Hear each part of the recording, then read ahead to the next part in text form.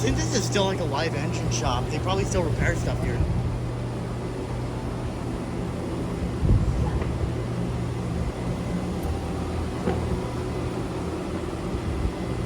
You think they actually use these trains? Oh. I have no clue what that thing is.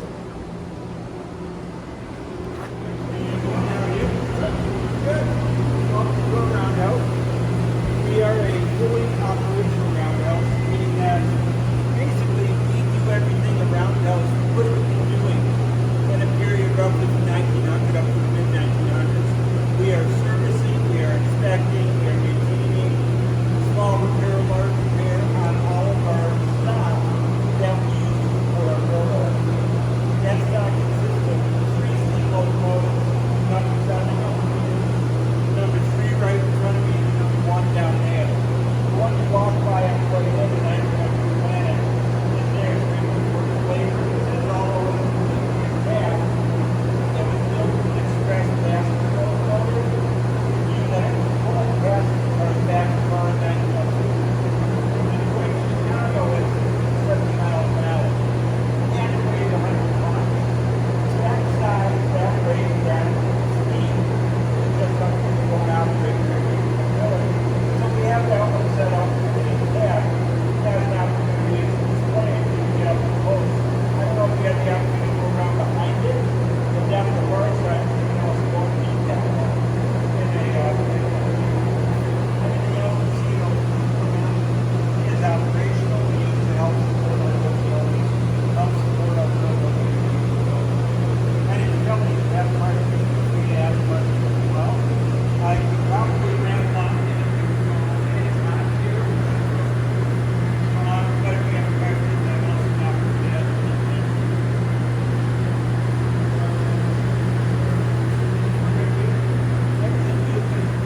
So we can take a good set off of a locomotive up to 7 inches in diameter. Bigger than the landing counter. Then we use that on at one time. Then turn them back to whatever specification we need it. More often than not,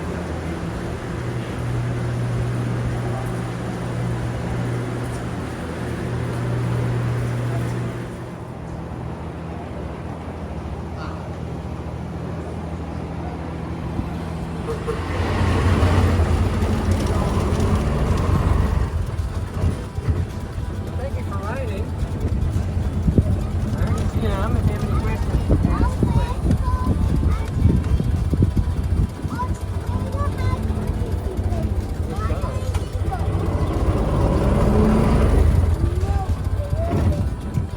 That's his favorite story to tell.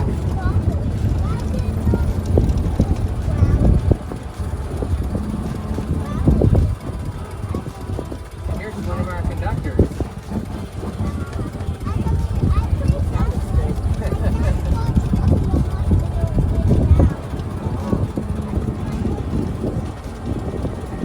How did you know that trains have emergency trains? He's talking about our trailer. Oh, I thought you said the train, not the train. Okay, trailer, yeah. Yeah, we had some problems while we were driving down here and our trailer brakes locked up. Oh. You're doing some amazing things with the electronics and the trailers nowadays.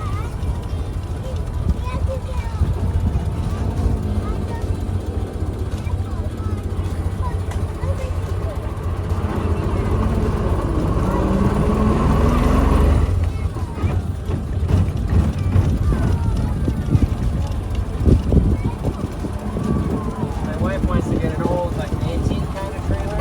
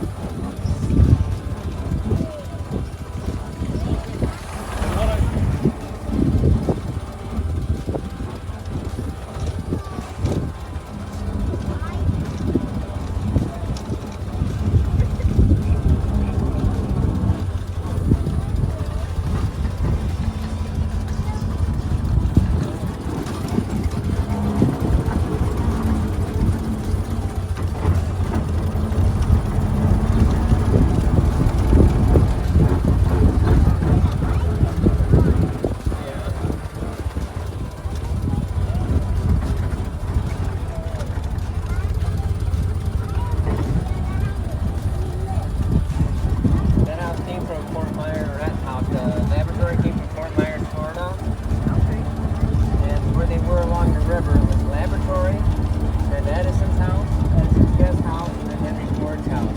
Those are the original residences. Yeah, so he bought a house next to the Edison so they could have a winter vacation together in Florida. Then when he brought this building up, Edison said he was still using it, so Henry Ford agreed to build a new one. And then they started talks with Firestone to research a rubber replacement. So Firestone paid for a building. And so Edison ended up getting two buildings, both bigger than that one, to replace it. Because of space considerations, the new ones had to be built across McGregor Avenue instead of on the river. That left a bare spot that China Edison wasn't happy with. And so he asked Henry Ford to build him a study. So he built a study and a reflecting pool with that gray building.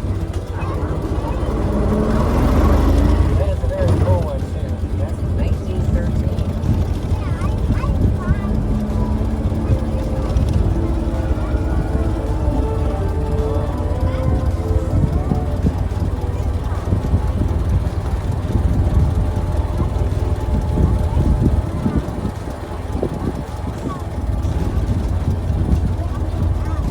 But if you get on the train here, you can see the Smith Street.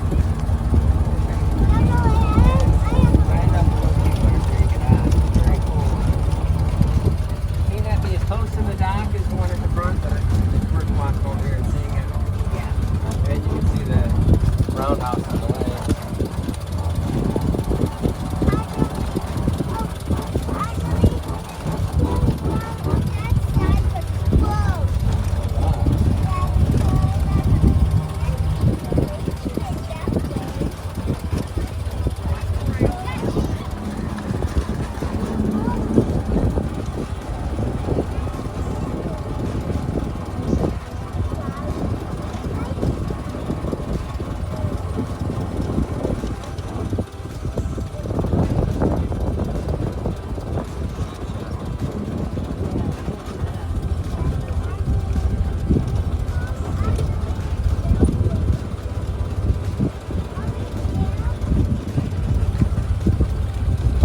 Is that a fun ride? Yeah.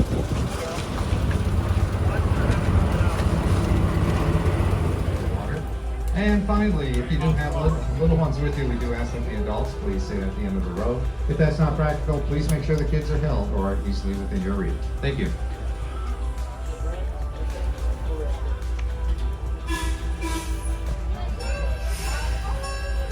As we start to leave the Smiths Creek Station, let's wave goodbye to Jeff, our station master, and to Mike, our relief station master. You'll see him at all three of our stations during the course of the day. And we're now rolling into our Railroad Junction district, and the first building you can see here is our Smiths Creek Depot building. Built in 1858, it was located in the small Michigan town of Smiths Creek, roughly 8.5 miles southwest of Port Huron. And it was on the Grand Trunk Railroad line that ran from Port Huron all the way down to Detroit. Now this building's claim to fame is the fact that Thomas Edison, as a youngster, used to get off the train at this site and sell newspapers and candies and other items to people waiting in the lobby area. Now the our newest addition to Greenfield Village is that open air market on our left. That's the vegetable building, built in 1861. It was located in downtown Detroit as part of the Detroit Central Market. They used to sell fruits, vegetables, and flowers out of that location, and they did so until 1894. At that point, they closed it down, took it all apart, moved it over to Belle Isle and the Detroit River, and made a horse stable out of it. And right now, we're passing the Detroit Toledo and Milwaukee Roundhouse. This is where we service and maintain our steam locomotives as well as our rolling stock. Our roundhouse opened up in the year 2000 and is based on a roundhouse that was once located in Marshall, Michigan. That roundhouse was built in 1884 and remained in use until 1932. At that point, Michigan Central decided they no longer needed that particular roundhouse, and they abandoned it. All right, we're now passing the Liberty Craftworks area. It's on the other side of these pine trees to our left. In our Liberty Craftworks area, we have skilled artisans who do such things as wax molding, pottery making, weaving, and printing. And I do recommend a visit to Liberty Craftworks while you're here in Greenfield Village. And right now we're coming into our working farm district. Here we have 7 acres that we plow and plant. We grow things as field corn, literally rye and hay. And to the right you can see a small orchard featuring our new apple trees. Now up ahead is the Firestone Farmhouse on our right-hand side. That was built in 1828 in Columbiana, Ohio. And it became the birthplace of Harvey Firestone. Harvey went on to create the Firestone Tire and Rubber Company in 1901. And he and Henry Ford became very good friends over time as Firestone tires wound up on many of the vehicles produced by the Ford Motor Company.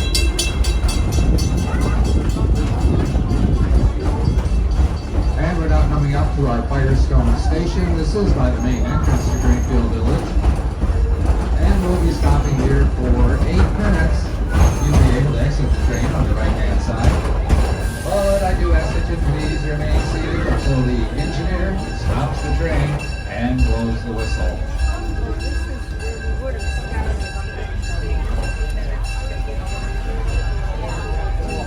All right, everyone, please remain seated. Let's wait a few moments here. All right. Good afternoon again, ladies and gentlemen, boys and girls. Welcome aboard the Greenfield Village Railroad. And before we get underway, and for your safety, I do ask that you please remain seated while the train's in motion, keeping all of your body parts inside the train at all times. And please, no eating or drinking except for water. Now, if you do have little ones with you, we do ask that the adults please sit at the end of the row. If that's not practical, please make sure the kids are held or are easily within your reach. Now, since today is so warm, I do encourage you to be hydrated. Drink as much water as you can during your stay here at Greenfield Village.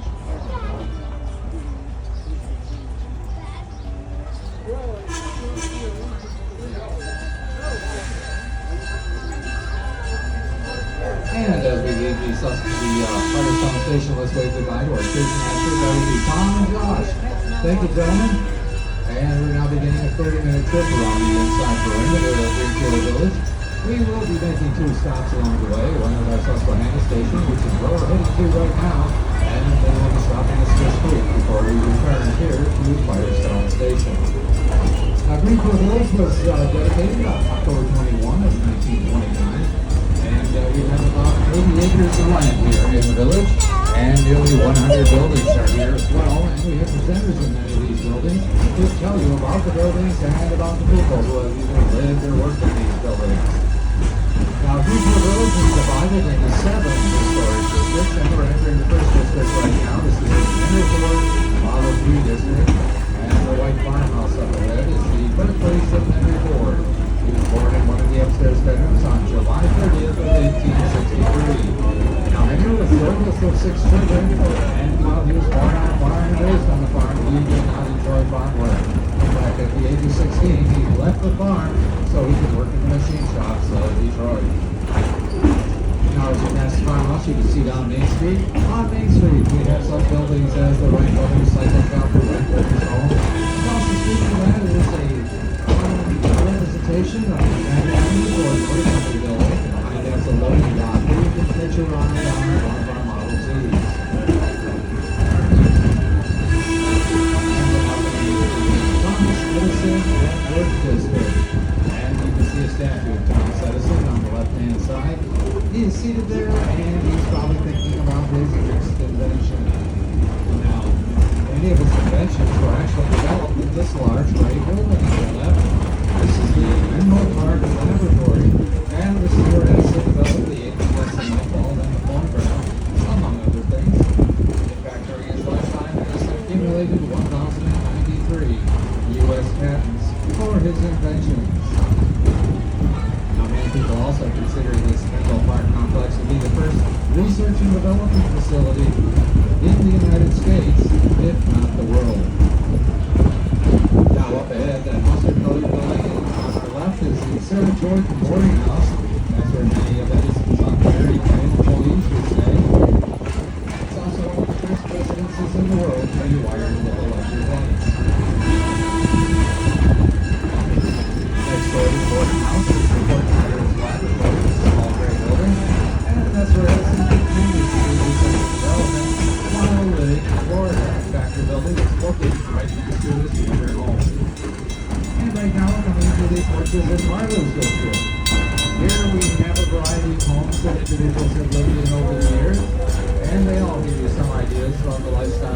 traditions of those who lived in them, as well as the times in which they were occupied.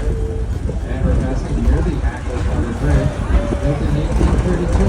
It went over the Wheatland Creek in southwest Pennsylvania. Now, the oldest building here in Greenfield Village is at the top of the hill on the left-hand side. It's that limestone cottage, and it's called the Cotswold Cottage. It was built in the early 1600s in the Cotswold region of England. Henry Ford was very fond of that style of building, so he was on the lookout for one to buy. And this is the one that he was able to purchase. And okay, ladies and gentlemen, boys and girls, welcome aboard the Greenfield Village Railroad. And before we get underway, I'll just remind you that while the train's in motion, please remain seated. And please no eating or drinking except for water. And finally, if you do have little ones with you, we do ask that the adults please sit at the end of the row. If that's not practical, please make sure the kids are held or are easily within your reach. Thank you.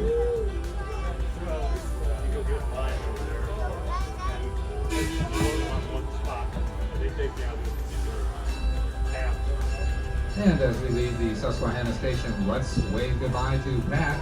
She's our station master here today. Thank you, Pat. And we're now moving further into our Porches and Parlors district. And this white building on our left is the Susquehanna Plantation House. Built in 1835, it was located in the Tidewater region of America.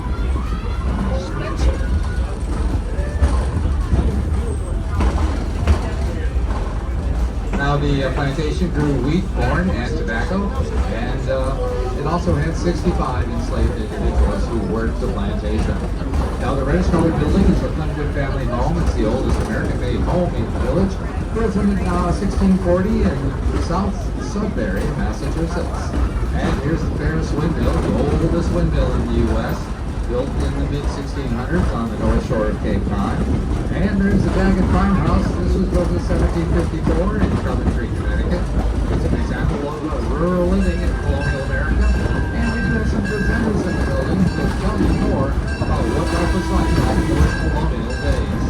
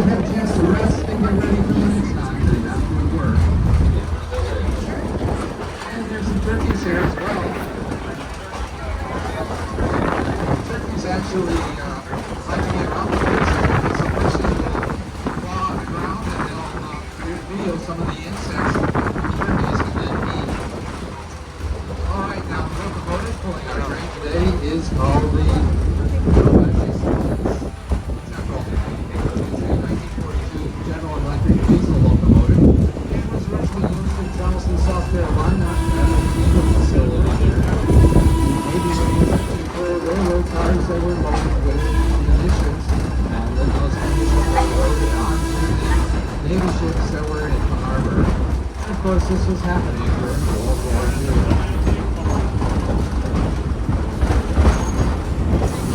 And now I would stop talking for a few moments and let you sit back and enjoy the ride as we go into the Nature Preserve area at the far end of Greenfield Village.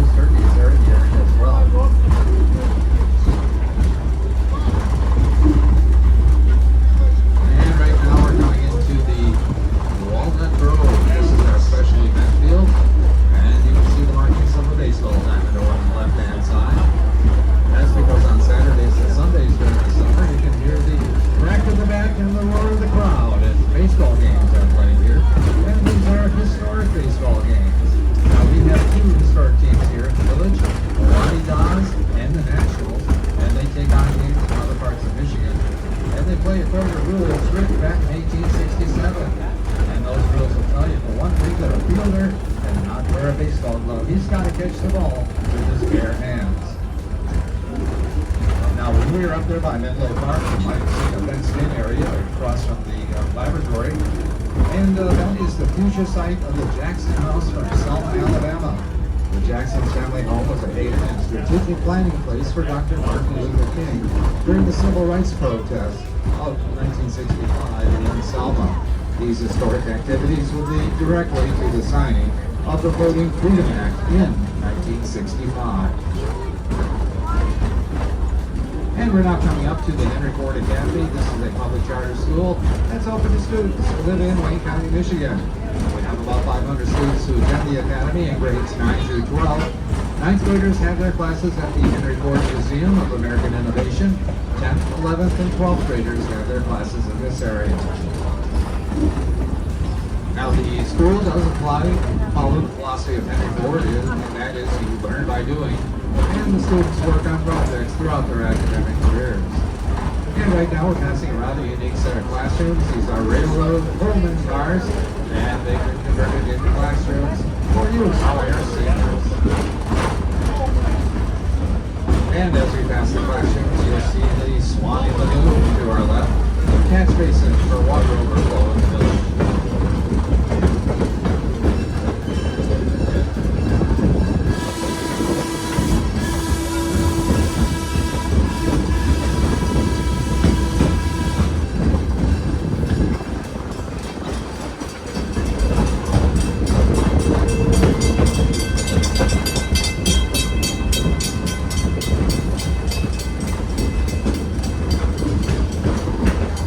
As you might imagine, we do have a lot of turtles who live in the lagoon area as well.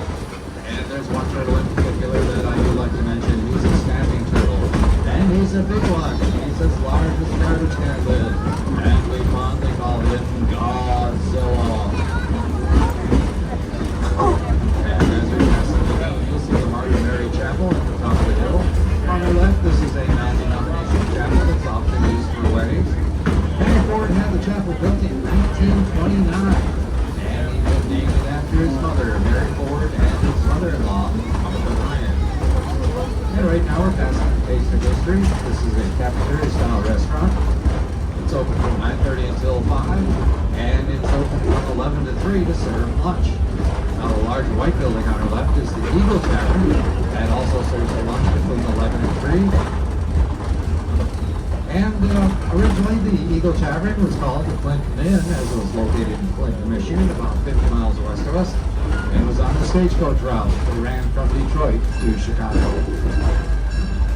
And right now we're pulling into our Smiths Creek station, and we'll be stopping here for 4 minutes. You'll be able to stand up and exit on the left-hand side once the engineer stops the train and blows the whistle. So please remain seated until the engineer does blow that whistle. Now this is a good spot to get off the train if you wish to explore our Liberty Craft Works area, Railroad Junction, or Main Street. In fact, you're just a few short steps away from the 1913 Herschel Spillman Carousel. Okay, it's now safe to stand and exit on the left-hand side. And if you are leaving us, please be sure to look behind you for any items that may be left on the seat. Thank you.